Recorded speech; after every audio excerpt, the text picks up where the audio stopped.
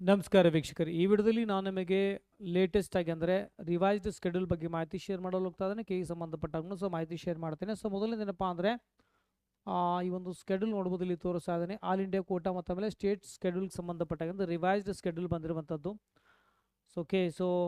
ಯಾಕೆಂದರೆ ಈಗ ಕಾಲೇಜಸ್ಗಳಿಗೆ ಸ್ವಲ್ಪ ಡಿಲೇ ಆಗಿ ಸೀಟ್ಸ್ಗಳಲ್ಲಿ ಹೆಚ್ಚಳ ಆಗಿರುವಂಥ ಹಿನ್ನೆಲೆಯಲ್ಲಿ ಮತ್ತೆ ಡೇಟ್ನ ಸ್ವಲ್ಪ ಎಕ್ಸ್ಟೆಂಡ್ ಮಾಡಿದ್ದಾರೆ.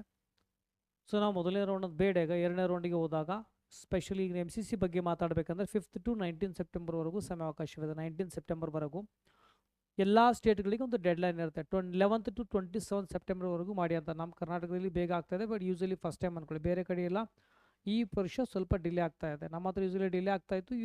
ಅಂದರೆ ನಮ್ಮ ಸ್ಟೇಟಲ್ಲಿ ಯಾವಾಗಲೂ ಡಿಲೇ ಆಗ್ತಾಯಿತ್ತು. ಈಗ ನಾರ್ಮಲಿ ಆಸ್ ಪರ್ ದ ಏನಪ್ಪ ಅಂದರೆ ಸ್ಕೆಡ್ಯೂಲ್ ಹೋಗ್ತಾ ಇದ್ದಾರೆ. ಇದನ್ನು ಎಲ್ಲ ಸ್ಟೇಟ್ಗಳನ್ನು ಕನ್ಸಿಡರ್ ಮಾಡಿ ಒಂದು ಸ್ಕೆಡ್ಯೂಲ್ ಕೊಟ್ಟಿರ್ತಾರೆ. 27 ಸೆಪ್ಟೆಂಬರ್ವರೆಗೂ ಸಮಯಾವಕಾಶವಿದೆ. ಓಕೆ, ಸೆಕೆಂಡ್ ರೌಂಡ್ ಹೇಳ್ತಾ ಇದ್ದೀನಿ. ಆಮೇಲೆ ನಾವು ಮಾಪಪ್ ರೌಂಡ್ ಅಂತ ಕರಿತೀವಿ. Round 3 mop-up round 3rd ಅಕ್ಟೋಬರಿಂದ 11th ಅಕ್ಟೋಬರ್ವರೆಗೂ ಇರುತ್ತೆ. ಅದು MCCಯಲ್ಲಿ ನಮ್ಮ ಸ್ಟೇಟಲ್ಲಿ ಅಥವಾ ಬೇರೆ ಎಲ್ಲ ಸ್ಟೇಟ್ಗಳಲ್ಲಿ 9th to 18 ಅಕ್ಟೋಬರ್ವರೆಗೂ ಒಂದು ಟೈಮ್ ಇದೆ, ಸ್ಕೆಡ್ಯೂಲ್ ಕೊಟ್ಟಿದ್ದಾರೆ. ಆಮೇಲೆ 4th ಒಂದು ಸ್ಟೇ ವೇಕೆನ್ಸಿ ರೌಂಡ್ 22 ಅಕ್ಟೋಬರ್ನಿಂದ 29 ಅಕ್ಟೋಬರ್, ಇಲ್ಲಿ 25ರಿಂದ 29ವರೆಗೂ ಸಮಯಾವಕಾಶವಿದೆ. ಅಂದರೆ 5th ನವಂಬರ್ ಜಾಯ್ನಿಂಗ್ ಡೇಟ್ ಇದೆ. ಇಲ್ಲಿ 5th ನವಂಬರ್ ಜಾಯ್ನಿಂಗ್ ಡೇಟ್ ಇದೆ. But academic year session start ಆಗೋದು ಯೂಸಲಿ 1st ಅಕ್ಟೋಬರ್. ಅಂದರೆ ಕಾಮನ್ಲಿ 2 ರೌಂಡ್ ಸ್ಟಾರ್ಟ್ ಆದಂತ ಸ್ಟಾರ್ಟ್ ಆಗುತ್ತೆ. 2 ನೋಡ್ಬೋದಲ್ಲಿ, ಸೆಕೆಂಡ್ ರೌಂಡ್ ನೋಡ್ಬೋದಲ್ಲಿ 27 ಸೆಪ್ಟೆಂಬರ್ ಮುಗೀತು ಅಂದರೆ ಅಕ್ಟೋಬರ್ 5th ಅಂತ ಇದೆ. ಒಟ್ಟಲ್ಲಿ ಅಕ್ಟೋಬರ್ 1ರಿಂದ ಯೂಸಲಿ ಅಕಾಡೆಮಿಕ್ ಸೆಷನ್ ಸ್ಟಾರ್ಟ್ ಆಗುವಂಥದ್ದು. ಆಮೇಲೆ ಮಾಪಪ್ ರೌಂಡ್ ಬಗ್ಗೆ ಹೇಳಬೇಕು ಅಂತಂದ್ರೆ ನೋಡಿ ಏನಾಗುತ್ತೆ ಅಂದರೆ ಇಲ್ಲಿ ಫಸ್ಟ್ ಸೆಕೆಂಡ್ ರೌಂಡ್ ಆದ ನಂತರ ಎಲ್ಲ ಇನ್ಫಾರ್ಮೇಷನ್ ಶೇರ್ ಆಗುತ್ತೆ. MCCಗೆ ನಂದು ಎಲ್ಲ ಸ್ಟೇಟ್ಗಳಿಂದ ಜಾಯ್ನ್ ಆಗಿರೋದು ವಿದ್ಯಾರ್ಥಿಗಳಾಗಿರ್ಬೋದು, MCCನಿಂದ ಏನು ಜಾಯ್ನ್ ಆಗಿರ್ತಾರೋ ಅವರಿಗೆ ಸ್ಟೇಟಿಗೂ ಸಹ ಯೂಸಲಿ ಇನ್ಫಾರ್ಮೇಷನಲ್ಲಿ ಟ್ರಾನ್ಸ್ಫರ್ ಆಗುತ್ತೆ. ಅದರಿಂದ ನೀವು ಮಾಪಪ್ ರೌಂಡಿಗೆ ಆಲ್ರೆಡಿ ನೀವು MCCನಲ್ಲಿ ಸೀಟ್ ಸಿಕ್ಕರೆ ಇಲ್ಲಿ ನಿಮಗೆ ಅಟೆಂಡ್ ಮಾಡೋಕ್ಕಾಗೋದಿಲ್ಲ. ಇಲ್ಲಿ ನಿಮಗೆ ಸಿಕ್ಕರೆ ಅಲ್ಲಿ ನಿಮಗೆ MCCಯಲ್ಲಿ ಮಾಪಪ್ ರೌಂಡಿಗೆ ಅಟೆಂಡ್ ಮಾಡೋಕ್ಕಾಗೋದಿಲ್ಲ. ಅಂದರೆ MBBS ಬಗ್ಗೆ ಆಗಲಿ ಡೆಂಟಲ್ ಆಗಲಿ ಹೇಳ್ತಾ ಇದ್ದೀನಿ. ಅಂದರೆ ಒಟ್ಟಾಗಿ ಸೀಟ್ ಸಿಕ್ಕಿತ್ತು ಸೆಕೆಂಡ್ ರೌಂಡಲ್ಲಿ, ಕೊನೆಯ ರೌಂಡಲ್ಲಿ ಸೀಟ್ ಸಿಕ್ಕಿದ್ದು, ನೀವು ಅಡ್ಮಿಷನ್ ಆಗಲಿ ಬಿಡಲಿ, ಆಮೇಲೆ ನಿಮಗೆ ಮಾಪಪ್ ರೌಂಡಲ್ಲಿ ಯೂಸಲಿ ನಮಗೆ ಅಲೋ ಮಾಡೋದಿಲ್ಲ. ಓಕೆ, ನೆನಪಿರಲಿ. ಆಮೇಲೆ ಈಗ ಪ್ರೆಸೆಂಟ್ ಏನು ಸೆಕೆಂಡ್ ರೌಂಡ್ ನಡೆದಿದೆ ಅದ್ರ ಬಗ್ಗೆ ಹೇಳಬೇಕು ಅಂದರೆ ಸೆಕೆಂಡ್ ರೌಂಡ್ ಬಗ್ಗೆ ನೋಡ್ಬೋದಲ್ಲಿ ರಿವೈಸ್ಡ್ UG ಸ್ಕೆಡ್ಯೂಲ್ ಆಲ್ರೆಡಿ ಇದು ಬಿಟ್ಟಿರುವಂಥದ್ದು. ಇದನ್ನು ದಯವಿಟ್ಟು ರೆಫರ್ ಮಾಡ್ಕೊಳ್ಳಿ, ತೋರಿಸೋದು ನಿಮ್ಮ ಸ್ಕ್ರೀನ್ ಮೇಲೆ.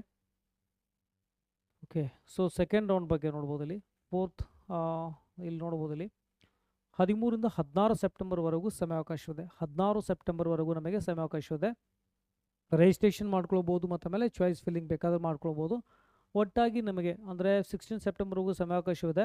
ಪ್ರೊಸೆಸಿಂಗ್ 17, 18, 19 ಸೆಪ್ಟೆಂಬರ್ವರೆಗೂ ರಿಸಲ್ಟ್ ಬರುತ್ತೆ. ಭಾಳ ಜನ ಕೇಳ್ತಾ ಇದ್ದೀರಿ MCC ರಿಸಲ್ಟ್ ಯಾವಾಗ ಬರುತ್ತೆ ಅಂತ. 19 ಸೆಪ್ಟೆಂಬರ್ಗೆ ನೀವು ರಿಸಲ್ಟ್ ಯೂಸಲಿ ಇಲ್ಲಿ ಬರುವಂಥದ್ದು. ಕಾಮನ್ಲಿ ಇದನ್ನು ಇವರು ಫಾಲೋ ಮಾಡ್ತಾರೆ. ರಿಪೋರ್ಟಿಂಗ್ ಆ್ಯಂಡ್ ಜಾಯ್ನಿಂಗ್ 27 ಸೆಪ್ಟೆಂಬರ್ವರೆಗೂ ಸಮಯಾವಕಾಶವಿದೆ.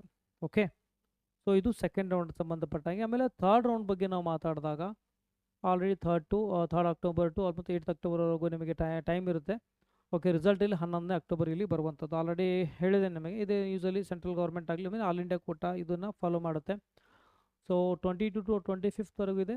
20 ಅಂದರೆ 9th ರಿಸಲ್ಟ್ ಬರುತ್ತೆ. 30ಗೆ ಏನಪ್ಪ ಅಂದ್ರೆ ರಿಪೋರ್ಟ್ ಮಾಡಿ 30 to 5ವರೆಗೂ ಸಮಯಾವಕಾಶ ಬರುತ್ತೆ ಕಾಲೇಜ್ ಅಂದರೆ ಸಿಕ್ಕಿರುವಂಥ ಕಾಲೇಜಿಗೆ ರಿಪೋರ್ಟ್ ಮಾಡೋದಕ್ಕಾಗಿ.